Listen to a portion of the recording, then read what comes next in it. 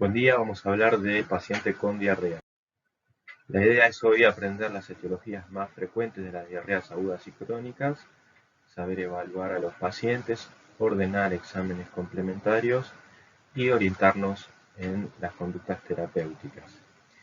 Se define como diarrea una alteración del ritmo intestinal normal caracterizado por un aumento del volumen y contenido de agua de las deposiciones, aumento de la frecuencia de las deposiciones o de la masa fecal superior a los 200 gramos por día. Con un criterio más práctico se define la diarrea como la presencia de 3 o más deposiciones blandas líquidas al día o un cambio en el hábito habitual del paciente. Las diarreas pueden clasificarse según el tiempo de evolución en agudas o crónicas y según el cuadro clínico pueden ser de tipo acuosa o inflamatoria.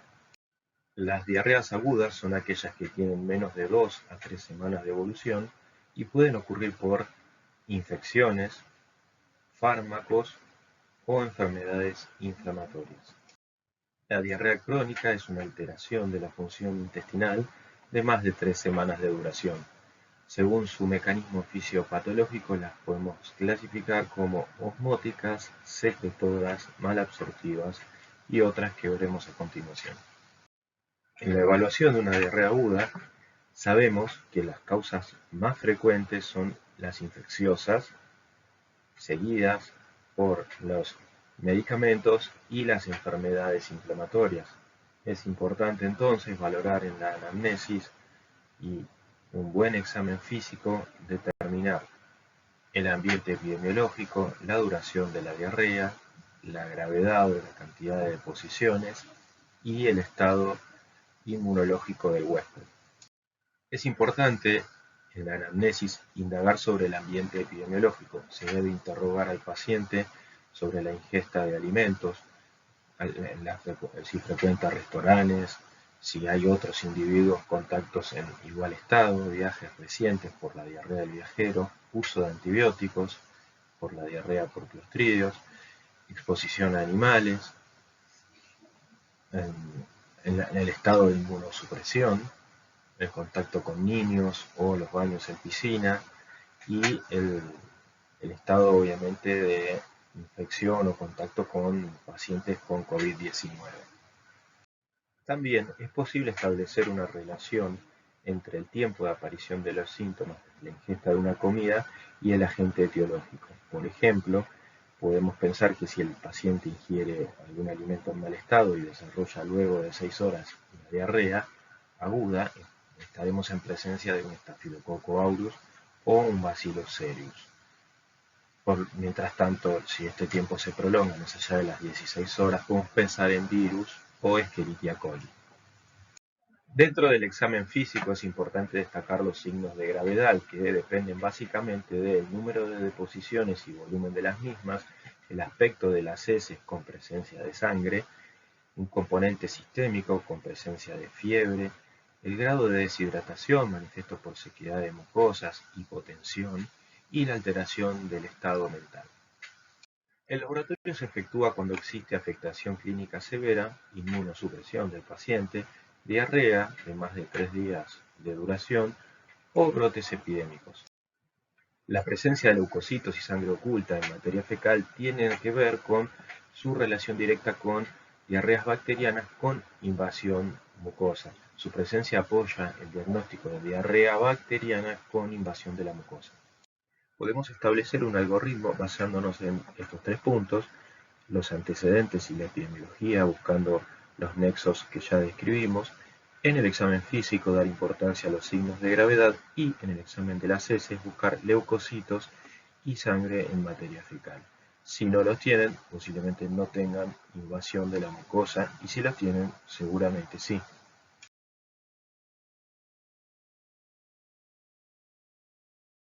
Siguiendo el algoritmo recién planteado, podemos pensar en un paciente que no tiene leucocitos y o sangre en materia fecal, pero sí presenta náuseas y vómitos, como agentes etiológicos una gastroenteritis viral, una intoxicación alimentaria o un colon irritable.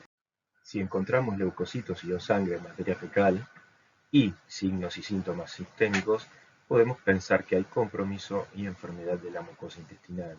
Entonces, atribuirlo o a una enfermedad bacteriana invasiva, ya sea por Salmonella, Shigella o Campylobacter, o bien a un brote agudo de enfermedad inflamatoria intestinal. Cultivo de heces. El rendimiento diagnóstico del cultivo de heces es bajo, 1.5 a 5.6% de resultados positivos. En los cultivos habituales se identifican Salmonella, Campylobacter y Shigella. Se puede solicitar estudios específicos de Yersinia, Escherichia coli, virus y vibrio. También pedir búsqueda de huevos, quistes y parásitos en diarrea persistentes y pacientes en contacto con lactantes en guarderías. En el caso de un paciente con diarrea aguda y leucocitos en heces, además de signos y síntomas sistémicos, pensaremos como primera posibilidad una enfermedad bacteriana invasiva, ya sea por Salmonella, Shigella, Campylobacter o enfermedad por toxina de Clostridium difficile. La diarrea en ese caso puede tener características de disentería, es decir, diarrea con sangre, moco o pus.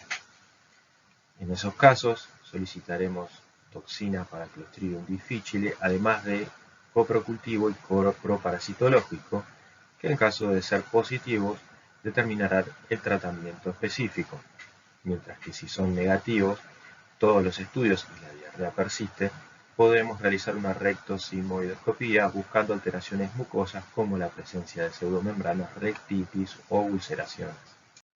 ¿En qué casos indicamos una rectosigmoidoscopía en una diarrea aguda? Cuando necesitamos conocer la extensión de la lección, ya sea proctitis o colitis, para el diagnóstico diferencial con enfermedad inflamatoria intestinal y colitis isquémica, ya sea para aclarar la etiología del caso de diarrea sanguinolenta que no mejora luego de 10 días, o para apreciar las pseudomembranas en la colitis inducida por Clostridium difficile, que generalmente ocurre en pacientes con consumo de antibióticos previo al episodio de la diarrea. Los criterios de internación tienen que ver con la presencia de deshidratación grave, cuando la diarrea afecta a lactantes, ancianos o inmunocomprometidos, más de 8 deposiciones diarias, fiebre y compromiso sistémico o diarrea sanguinolenta. ¿Cómo debe realizarse el tratamiento de las diarreas agudas?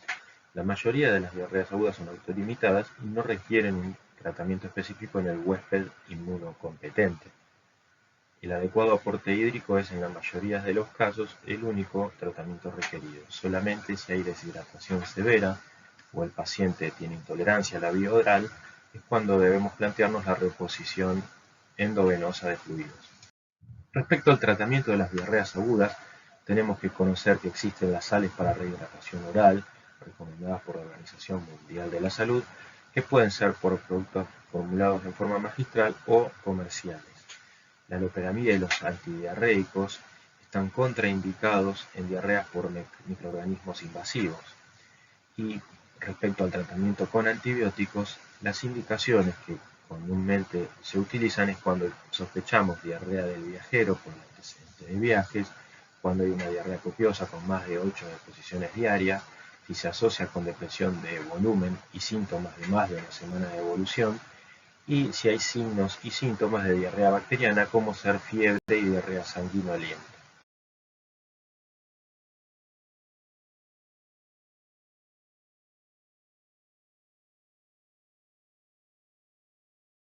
En la diarrea del viajero, por ejemplo, el tratamiento podemos indicar es ciprofloxacina a razón de 500 miligramos cada 12 horas durante 3 o 5 días, trimetopima sulfametoxazol o norfloxacina son alternativas. Si bien la profilaxis antibiótica es efectiva en reducir la incidencia de la enfermedad, el riesgo de toxicidad supera ampliamente los beneficios. En las infecciones por salmonela están indicadas las quinolonas, como la ciprofloxacina, o alternativamente la ampicilina o metropima sulfametoxazol, y para el tratamiento de erradicación podemos utilizar ampicilina, amoxicilina o trimetopima sulfametoxazol en forma prolongada.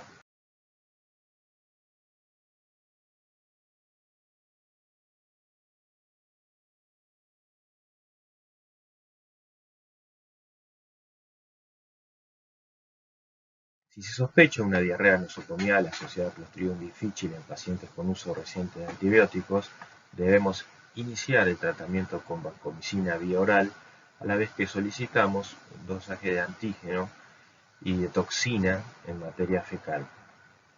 En el aspecto endoscópico de las lesiones a la izquierda se ven pseudomembranas que se juntan con las flechas blancas, separadas por mucosa normal con un halo eritematoso, y a la derecha un compromiso más extenso con pseudomembranas cubriendo toda la mucosa colónica.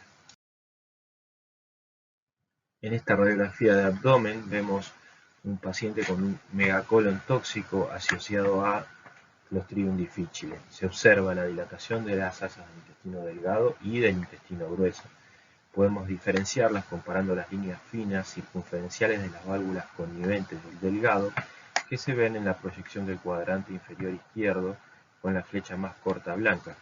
En contraposición, las líneas incompletas de mayor separación que se ven en la fosa ilíaca derecha con esas líneas, con unas flechas blancas más largas, representando las austras colónicas. En la tomografía de abdomen vemos un engrosamiento de la pared del colon sigmoides en un paciente con infección por Clostridium difficile. Este hallazgo es inespecífico, puede verse en colitis de cualquier causa.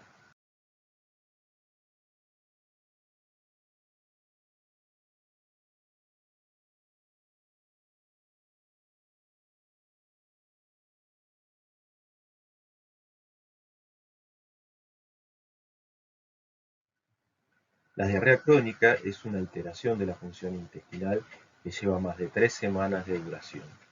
Se pueden clasificar según su mecanismo fisiopatológico de producción en osmóticas, secretoras, malabsortivas y otras. Es importante en la anamnesis diferenciar los síntomas funcionales, normalmente causados por el síndrome de intestino irritable, de los síntomas orgánicos y prestar especial atención a los signos de alarma.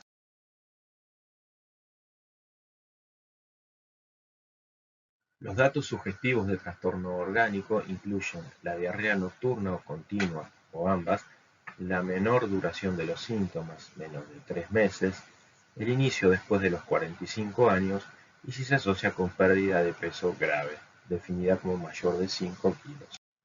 En cambio, los datos sugestivos de trastorno funcional incluyen el hábito intestinal variable o la presencia de dolor o malestar abdominal que se alivia con la defecación o se asocia con cambios en la frecuencia o consistencia de las deposiciones, así como distensión abdominal.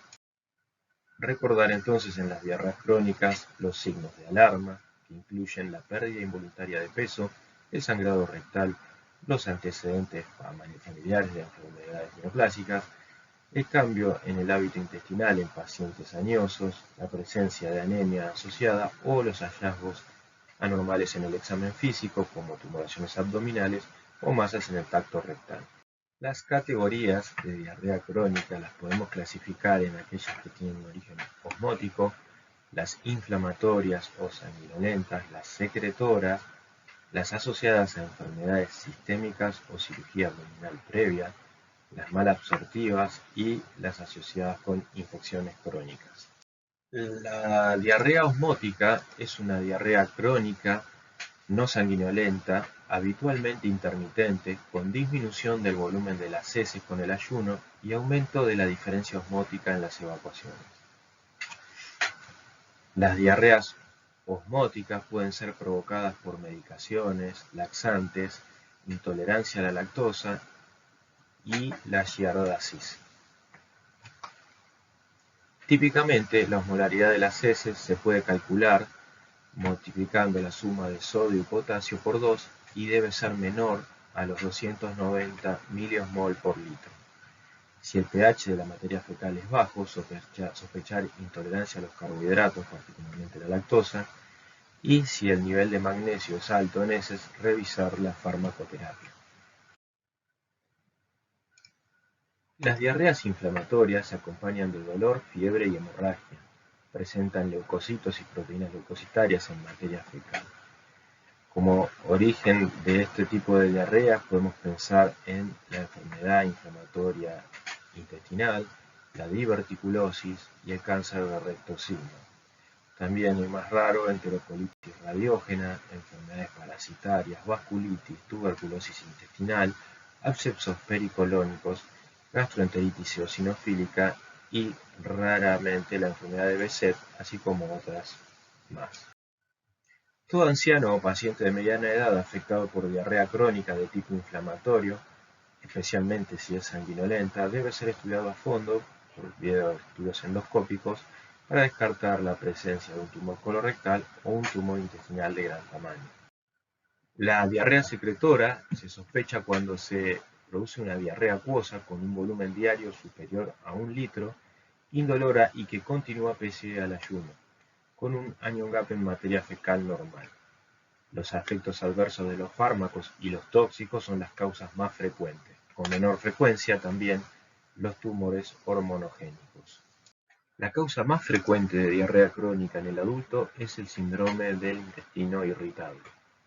Dentro de las diarreas asociadas a trastornos sistémicos o cirugía abdominal previa se debe considerar la neuropatía autonómica de la diabetes mellitus, las posquirúrgicas como la vagotomía, la gastrectomía parcial o el asa ciega con sobrecrecimiento bacteriano y la esclerosis sistémica progresiva. La diarrea por ácidos biliares que se da en un paciente con antecedentes de colecistectomía o enfermedad o resección ileal, en la cual los síntomas son exacerbados por los alimentos grasos con diarrea acuosa nocturna o esteatorrea. Habíamos comentado anteriormente que la causa más común de diarrea crónica en el adulto es el síndrome del intestino irritable. Es un síndrome que se caracteriza por la presencia de dolor abdominal recurrente por al menos 3 meses con 2 o más de los siguientes: alivios del dolor con la defecación, aparición del dolor asociado a cambios del hábito intestinal y asociación del dolor o molestia en conjunto con el cambio de la forma de las heces. La medición de calprotectina en materia fecal mediante estudios no invasivos ayuda a distinguir la enfermedad orgánica de la funcional. Su utilidad consiste básicamente en diferenciar el síndrome de intestino irritable de la enfermedad inflamatoria intestinal en la práctica ambulatoria. Los pacientes con calprotectina fecal menor a 50 microgramos por gramo tienen un 2% de probabilidad de tener enfermedad orgánica subyacente. El síndrome de mala absorción tiene como característica una diarrea que se acompaña de pérdida importante de peso, con gran cantidad de eliminación de grasa en materia fecal mayor a los 6 gramos por día, acompañado de signos de hipovitaminosis sistémica, clínicos o de laboratorio. Puede obedecer a lesiones de la mucosa intestinal, obstrucción linfática, enfermedades pancreáticas, sobrecrecimiento bacteriano o trastornos de la motilidad. Aquí podemos resumir las distintas causas que pueden llevar a un síndrome de malabsorción.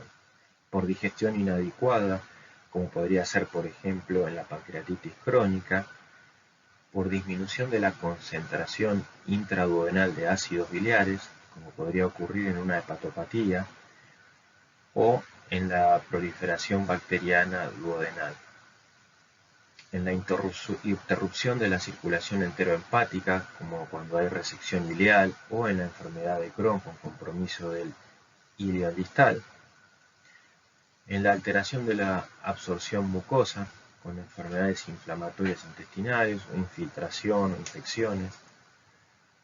En la alteración del aporte de nutrientes, como cuando hay obstrucción linfática o trastornos circulatorios, o en los trastornos endocrinos metabólicos, como diabetes o hipertiroidismo. Entonces, en un paciente con diarrea crónica en quien sospechamos malabsorción, debemos documentar la presencia de esteatorrea con el test de Sudan y en ese caso cuantificar la magnitud de dicha esteatorrea a través de la prueba de Van de Kamer. Cuando es mayor a 6 gramos por día, entonces confirmamos el síndrome malabsortivo. En esta instancia debemos diferenciar a aquellos pacientes que tienen enfermedad celíaca, solicitando dosajes de anticuerpos y dada la alta sospecha clínica más la presencia de anticuerpos positivos, poder llegar al diagnóstico de enfermedad celíaca. La respuesta terapéutica a la dieta libre de gluten en ese caso será confirmatoria. Mientras que si los anticuerpos son negativos, podemos hacer un dosaje de lactasa pancreática para buscar insuficiencia exócrina del páncreas. Los valores menores a 200 miligramos por gramo en materia fecal hablan de insuficiencia pancreática como causa del síndrome malabsortivo. Para el diagnóstico de enfermedad celíaca debemos primero, por la historia clínica, la historia familiar, sospechar la enfermedad. En caso de presentar el paciente esteatorrea, debemos agregar el dosaje, la determinación de anticuerpos antitransglutaminasa tisular de tipo IgA más el dosaje de IgA total, dado que a veces coexiste el déficit de inmunoglobulina A. En los pacientes con síntomas abdominales, los anticuerpos tienen una sensibilidad mayor del 90% y una especificidad mayor del 98%. Típicamente, los anticuerpos se negativizan con una dieta libre de gluten, por lo que las pruebas diagnósticas siempre deben ser realizadas cuando el paciente se encuentra consumiendo una dieta con gluten. En caso de que sea necesario llegar a diagnóstico histológico, la biopsia intestinal mostrará atrofia vellositaria y también recuperación en la dieta libre de gluten. Este es el aspecto histológico de la mucosa normal, en donde las vellosidades ocupan 2/3 respecto al espesor de la mucosa, y a la derecha atrofia vellositaria con disminución de la altura de las vellosidades, que también puede observarse macroscópicamente como los pliegues atróficos que se ven en la imagen central de la endoscopía arriba. La de la izquierda es una imagen de mucosa normal, la central una mucosa atrófica y en la derecha imágenes nodulares, signos de atrofia vellositaria.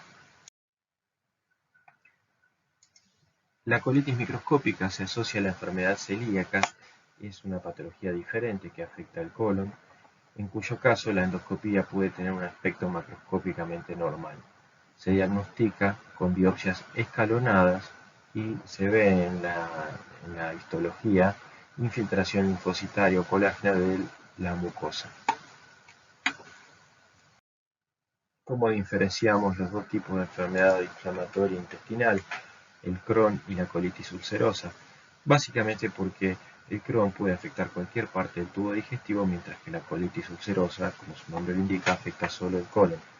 La afectación perianal es mucho más frecuente en el Crohn y la afección de todo el espesor de la pared intestinal, con posibilidad de producción de fístulas y abscesos, es más característica de la enfermedad de Crohn.